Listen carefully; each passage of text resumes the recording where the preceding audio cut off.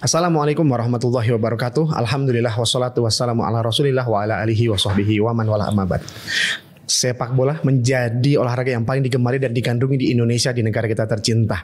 Dan salah satu jurnalis terkenal yang sudah senior juga menulis di media massa yang terkenal pernah menuliskan, sepak bola adalah tarian yang manis bagi kenyataan hidup yang pahit, bagi kenyataan ekonomi yang pahit, kenyataan pekerjaan yang pahit, dan kenyataan asmara yang pahit. Dan pada kesempatan kali ini kita akan bicara dengan guru kita, Ustaz Yusuf Abu Baidah Asy-Syidawi hafizallah. Gimana Ustaz kabarnya Ustaz hari ini? Alhamdulillah. Masya Allah, sehat Ustaz. Ini kita mau bahas 90 plus 6 sama dengan 99 Ustaz.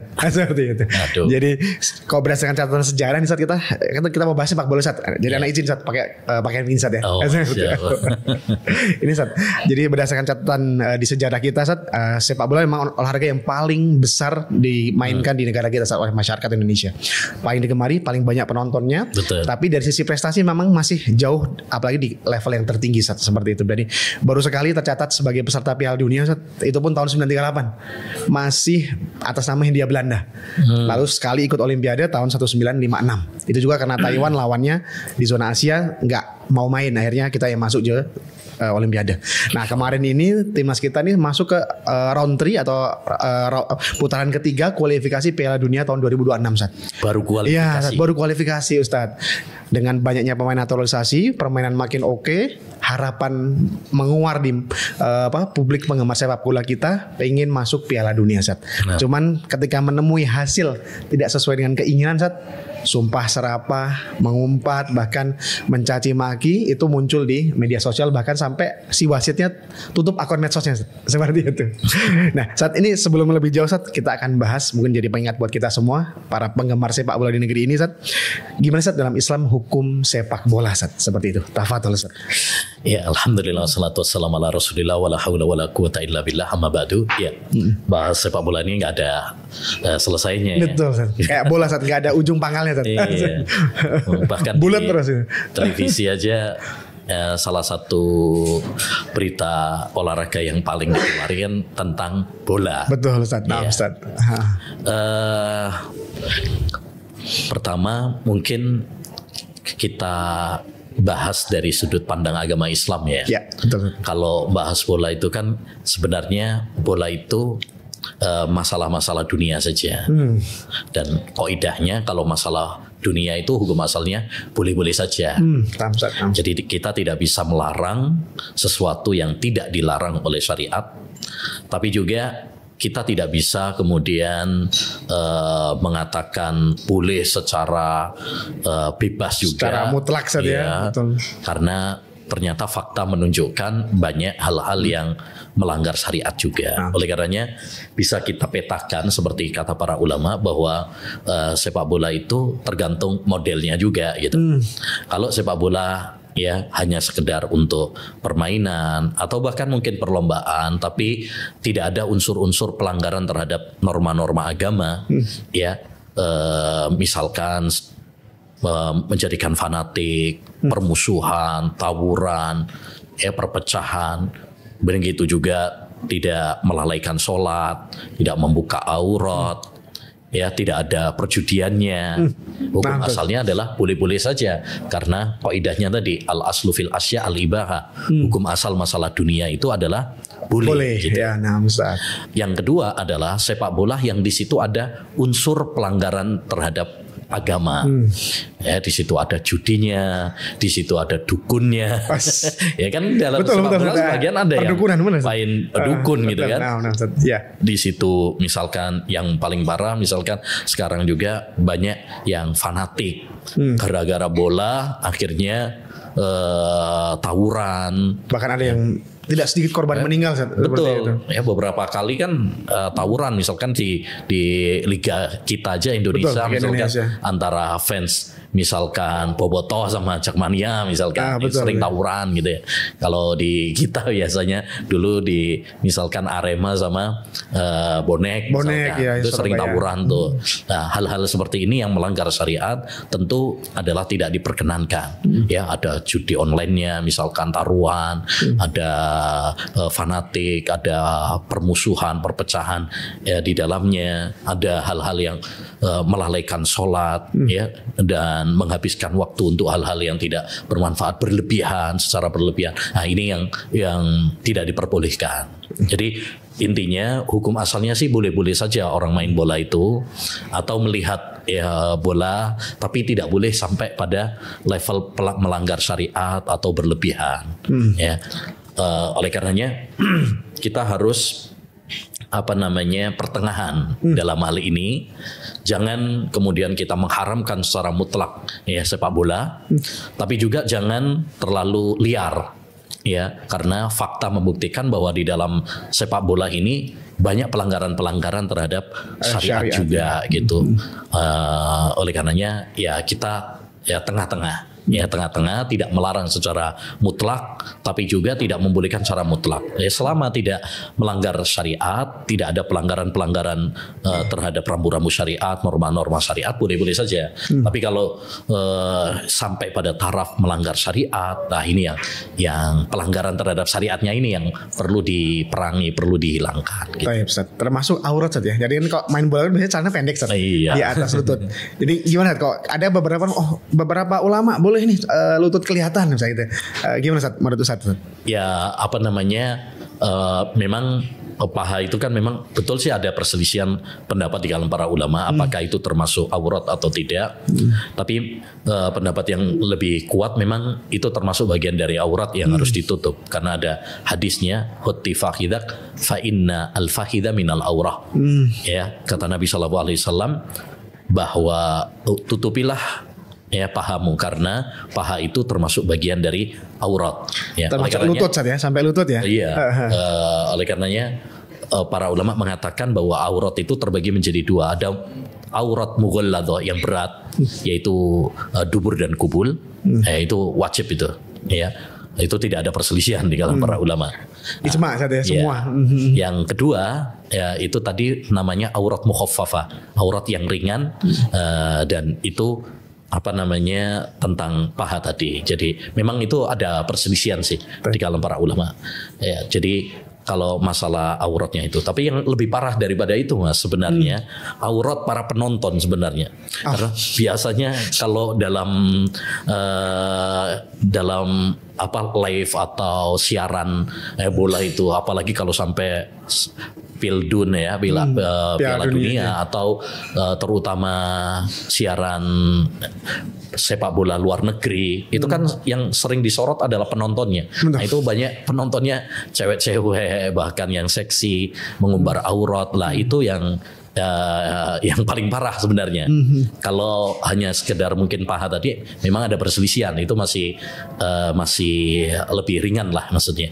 Tapi ada yang lebih parah daripada itu Jadi intinya kita sebisa mungkin menghindari hal-hal yang bertentangan dengan syariat. Termasuk yaitu melihat aurat. Baik Ustaz. Bahas sepak bola ini sekarang menambah ke perempuan Ustaz. Akhwat. Oh iya, ada ini lebih parah lagi Ustaz ya. Sepak bola wanita. Betul seperti itu Ustaz. Gitu. Itu jadi kalau itu sudah melanggar syariat itu.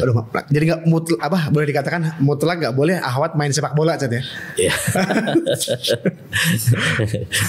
Karena banyak yang melanggar syariat kalau sudah sampai untuk yang perempuan itu ya. Ya, baik Ustaz. Dan mungkin kita mengingat beberapa tahun yang lalu sempat kejadian di Kanjuruhan Ustaz. Itu kan sekian orang, termasuk tragedi sepak bola 5 besar di sedunia Ustaz. Dalam sepanjang sejarah sepak bola dunia, tragedi Kanjuruhan itu yang meninggal banyak itu. Malang ya.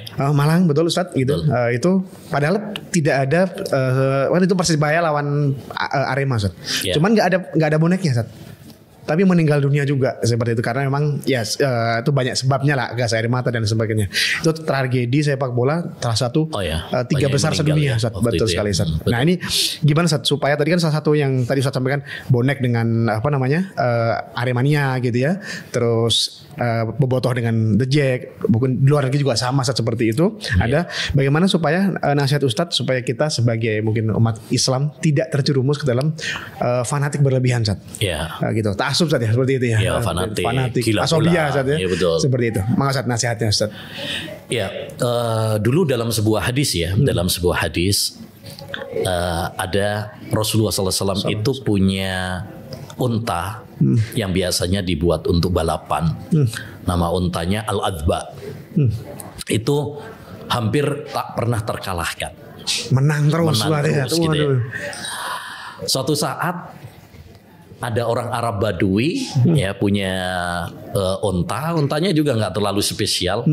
Para sahabat berharap ekspektasinya adalah Al-Adba ini yang punya Rasulullah SAW ini yang menang dong, ya jagoan gitu kan. Qadarullah ternyata yang ontanya Rasulullah SAW kalah dan yang mengalahkan adalah orang Arab Badui. Ya. Bukan unta yang terlatih untuk betul. Mungkin kalau yang punyanya Abu Bakar atau Umar itu mending gitu. Ya. Ini kalah sama orang Arab Badui gitu lah. Jadi wajah para sahabat waktu itu sedih ya, kecewa ya, mereka pengen bahwa ya untanya Rasulullah yang menang. Tapi disitulah pelajaran penting. Ya, saat itu Nabi SAW kemudian mengatakan haqqan 'ala Allah alla yartafi'a syai'un minad dunya illa wada'ahu. Ya, sudah merupakan sunnatullah. Tidak ada sesuatu dunia yang naik kecuali nanti Allah akan turunkan dia. Artinya itu sudah sunnatullah, kadang menang kadang kalah. Yang namanya permainan dunia. Ya seperti itulah. Ya dunia ini kan cuma permainan. Innamal hayatud dunya laibu walahu. Ya sesungguhnya kehidupan dunia ini adalah senda gurau dan permainan.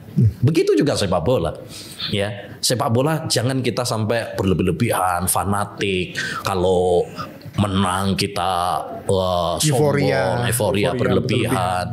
Kalau kalah nangis sedih gitu. Ya, nggak mau makan. Ya, yang lapar dia sendiri. Bahkan apalagi kalau sudah sampai pada seperti kasus Kanjuruhan itu kan sudah sampai melayangnya nyawa. Nah, itu sedikit betul. Tentu suatu hal yang sangat disayangkan sekali. Ya, kenapa? Karena masalah nyawa itu bukan masalah yang sepele dalam agama Islam. Nabi SAW pernah mengatakan la zawalud dunya wa ma fiha ahwanu inda wa min qatli muslimin bi ghairi haq. Hancurnya dunia beserta isinya itu lebih ringan di sisi Allah SWT daripada terbunuhnya nyawa seorang muslim tanpa alasan yang benar.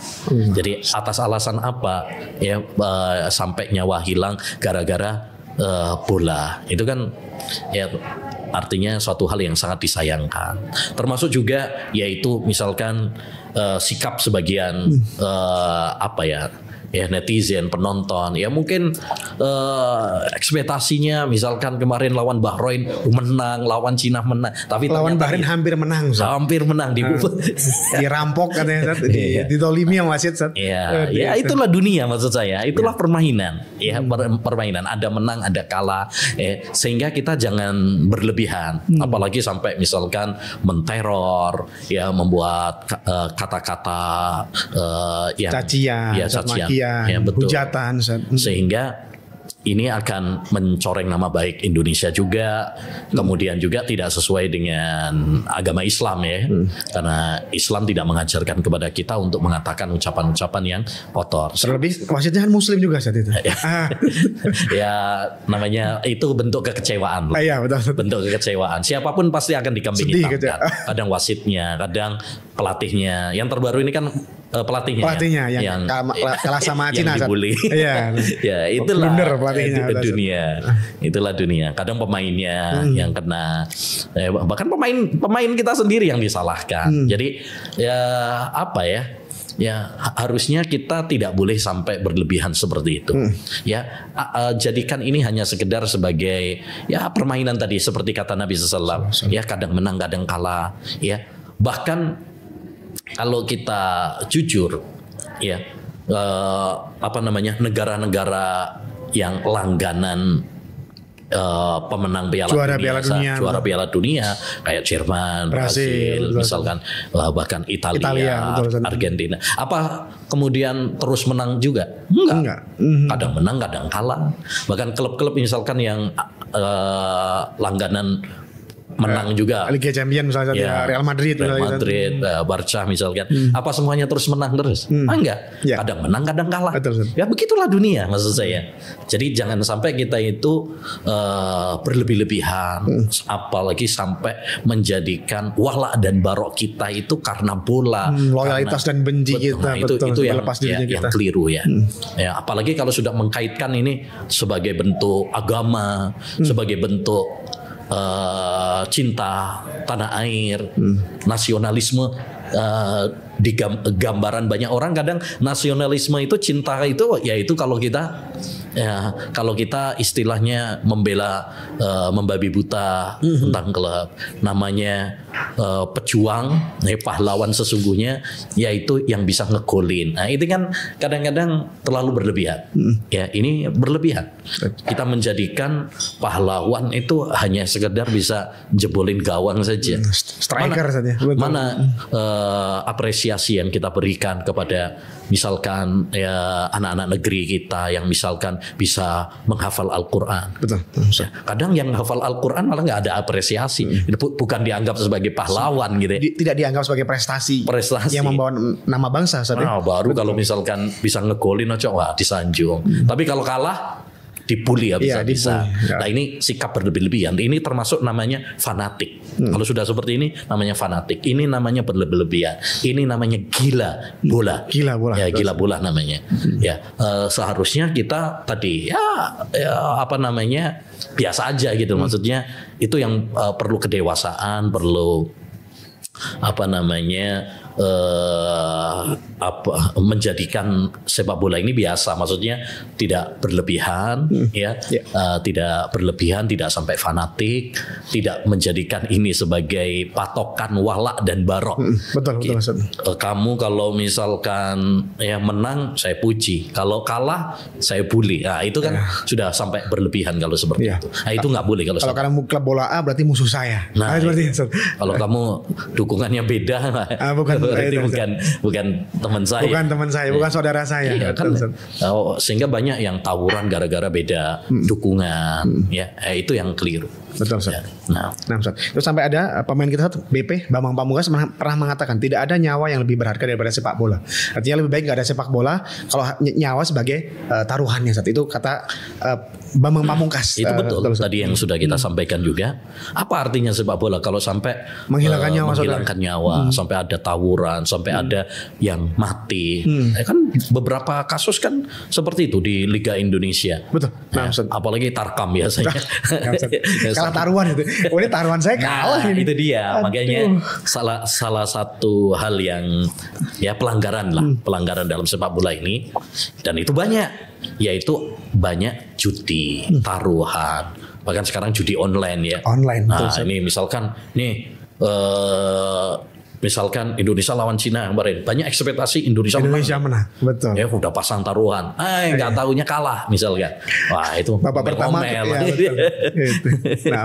itu dia, makanya salah satu rambu-rambu syariat dalam sepak bola adalah jangan ada taruhan, jangan ada judi, karena kita tahu sendiri judi dalam Islam adalah sesuatu yang dilarang, bahkan itu termasuk dosa besar. Allah Subhanahu wa taala mengatakan, ya ayyuhalladzina amanu innamal khamru wal maisiru wal ansabu wal azlam rijsum min amali syaitan fajtanibuhu la'allakum tuflihun. Wahai orang-orang yang beriman, sesungguhnya khamr, judi, itu adalah dari setan gitu, kotor. Hindari, jauhi agar kalian bahagia. Jadi salah satu rambu-rambu syariat dalam sepak bola nggak boleh ada judi, taruhan Baik, ini seringkali tadi ketika memang kan sepak bola ini yang jago banyak-banyaknya bukan orang Islam. Yang Muslim ada kayak Muhammad Salah, kayak mungkin dulu ada Zinedine Zidane gitu. Tapi banyaknya orang-orang kafir. Kalau sekarang Messi, Ronaldo itu kan mereka nggak Islam seperti itu. Lalu gimana? Bahkan pemain Indonesia juga yang naturalisasi banyak yang nggak Muslim, betul sekali. Nah, jadi akhirnya mereka mengidolakan menjadi idola. Beli jersinya, kaosnya di kamarnya, di pampang posternya, dijadiin profil picture saat seperti jadi ngikutin semua laku lampahnya, tingkah lakunya dan sebagainya Sat. Gimana Sat sikap sebagai seorang muslim ketika memang mengidolakan orang kafir Sat? Walaupun tadi dia dalam profesi yang sepak bola tadi Sat, seperti itu. Ya. Betul. Tadi kita sampaikan juga. Jadi kita tidak melarang sepak bola. Jadi hukum asalnya sepak bola itu adalah permainan masalah dunia. Jadi hukum asalnya boleh-boleh saja.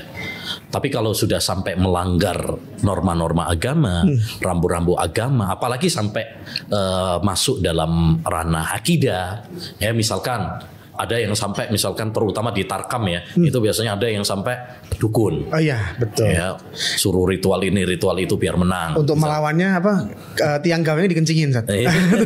Ya ada dikasih cimet dulu. Ritual ini ada itu misalkan. Nah itu kan sudah sampai melanggar syariat.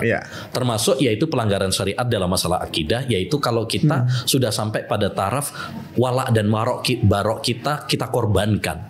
Ya, sehingga kecintaan kita bukan lagi kepada muslim tapi kepada orang-orang kafir.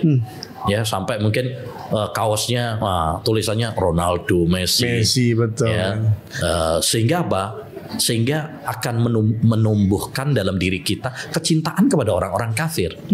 Padahal Nabi SAW pernah mengatakan almar'u ma'aman ahabba. Orang itu akan dikumpulkan bersama yang dia cintai. Kalau yang kita cintai, yang kita idolakan, yang kita ngefan kepadanya adalah orang-orang kafir, akhirnya apapun yang dia lakukan akan kita tiru. Contoh. Orang kalau misalkan nih mencontoh misalkan atau ngefan Messi misalkan, Messi punya tato misalkan, punya tatonya, akhirnya dia pakai tato. Kalau menang itu pakai bir misalnya gitu. Misalkan kayak gitu kan, namanya orang kafir kan begitu ya. Kalau menang pestanya pakai bir misalnya, ya minumnya mungkin pakai tangan kiri dan sebagainya. Mau tidak mau orang kalau sudah mengidolakan, ngefan, apapun akan dia tiru, akan dia contoh. Ya. Bahkan orang sekelas misalkan misalkan Ronaldo misalkan, selama dia non muslim, walaupun sekarang di Liga Arab ya. Di Liga Arab betul saja. Mudah-mudahan aja dapat hidayah. Amin satu yang dapat hidayah. Mudah-mudahan dapat hidayah. Tapi kan dia masih non muslim. Betul. Ya, kemudian juga nggak tahu itu sudah nikah apa belum kan? Belum nikah saat ini, tinggal serumah sama istilahnya kumpul kebo berarti ya. Kumpul kebo. Nah, seperti ini kan nanti kalau kita ngefans salah ya, akhirnya kita akan meniru perbuatan-perbuatan dia yang tidak benar. Paling tidak membenarkan. Akhirnya malah. Iya, makanya jadikan idola kita itu adalah orang-orang yang baik, orang-orang yang soleh, nabi, para sahabat, ulama-ulama. Jangan kita mengidolakan orang-orang kafir. Ini berbahaya loh. Ini berbahaya. Apalagi tadi ya, kadang orang kalau sudah mengidolakan itu kan wah, masya Allah. Mungkin fotonya akan dipasang sama dia, ya. Kemudian tulisan ininya akan dipasang, kaosnya. Bahkan ada yang namain anaknya Ronaldo, namanya Messi, kan?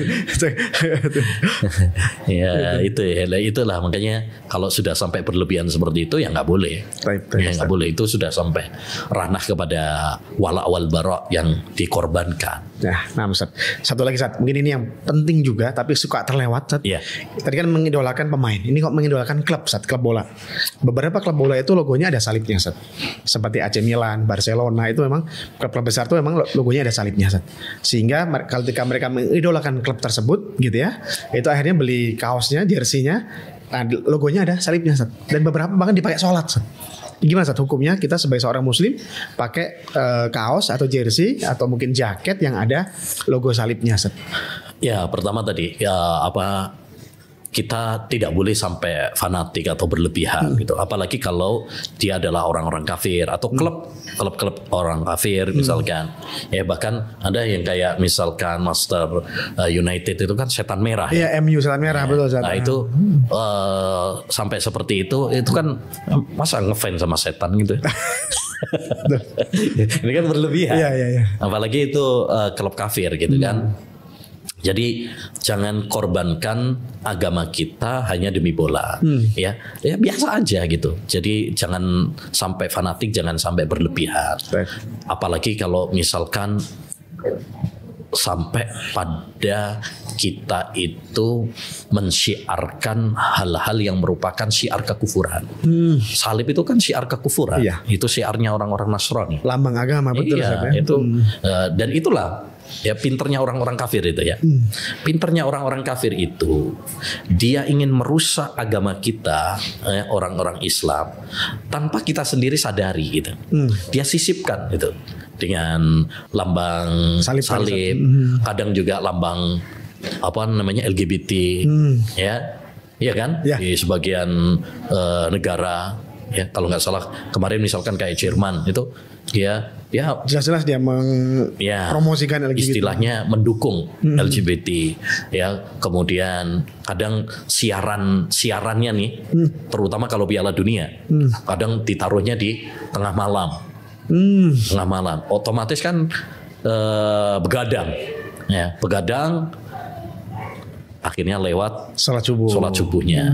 Jadi apalagi kalau sudah sampai pada kadang bulan Ramadan juga. Nah, pas pernah juga Piala Dunia ini pas bulan Ramadan. Jadi itu trik-trik orang-orang kafir untuk memerangi kaum muslimin. Tapi kaum musliminnya nggak sadar gitu. Ya, terlena saja pokoknya, halus mainnya. Halus karena ya orang sekarang memang salah satu tadi dibuat gila, dihipnotis dengan bola ini sehingga banyak yang candu kepada dunia ini. Kepada bola ini. Nah, jadi kembali lagi ya, bukan kita mengharamkan sepak bola, tetapi jangan kita sebagai seorang muslim ya berlebih-lebihan dengan bola ini. Kayak misalkan ini lah kopi, misalkan antum suka kopi ya nggak ada masalah. Iya. Tapi jangan sampai berlebih-lebihan sampai misalkan bikin hadis palsu tentang kopi. Siapa yang mati dan di perutnya ada kopi, neraka tidak bisa menyentuhnya. Itu kan berlebih-lebihan. Luar biasa. Begitu juga maksudnya bola. Ya, boleh-boleh saja, tapi jangan sampai berlebihan. Nah, ya, apalagi sampai merusak akidah kita, merusak agama kita hanya gara-gara bola. Kemudian tadi kita loyal kepada orang-orang non-Muslim hanya gara-gara bola. Akhirnya kita misalkan mengidolakan orang-orang kafir, mensponsorkan, mengiklankan syiar-syiar kekufuran, salib, LGBT dan sebagainya misalkan, ya demikian juga dukun atau melalaikan sholat dan lain sebagainya. Jadi jangan berlebihan gitu loh. Ya, jadi sekali lagi kita bukan mengharamkan sepak bola. Sepak bola hukum asalnya boleh, ya. Tapi kalau sudah sampai melanggar syariat, nah ini yang bermasalah. Ya, ini yang bermasalah. Gitu. Nah, tadi Afwan sekali ketika logo salib itu tadi yang tersemat di logo klub sepak bola dibawa sholat, Sat. Ini gimana hukum sholatnya, Sat? Orang tersebut, Sat. Apakah sah saja sholatnya atau gimana, Sat? Karena beberapa sampai dipakai sholat gitu seperti itu, Ustaz. Itu suatu hal yang tidak boleh, ya. Tapi apakah itu membatalkan? Wallahu alam, setahu ana sih itu tidak membatalkan ya, karena itu bukan syarat sholat. Ya, syarat sholat itu kan menutup aurat gitu, menutup auratnya. Itu sama kayak seperti orang misalkan sholat, kemudian dia pakai baju sutra misalkan, atau pakai cincin emas misalkan, betul, dia haram. Tapi apakah berarti sholatnya tidak sah? Ya, para ulama mengatakan sholatnya tetap sah karena itu bukan sebuah syarat gitu, bukan sebuah syarat sahnya sholat. Jadi dibedakan, kecuali kalau dia melakukan hal-hal yang membatalkan ya syarat sahnya keabsahan sholat, itu baru kemudian tidak sah. Tapi kalau seperti tadi ya itu haram tapi tidak sampai membatalkan, ya tidak membatalkan ya, karena itu masuknya nanti pada kategori tasyabuh ya, tasyabuh dan bahkan mungkin ya wallahu alam ya, banyak orang yang nggak tahu aja sih, yang nggak tahu kalau itu adalah salib misalkan,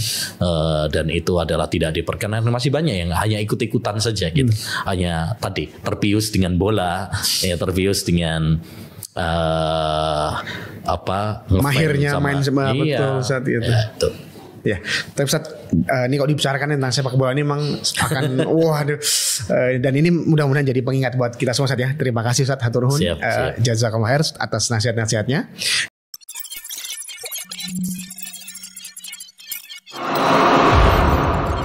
Menebar dakwah, meraih surga.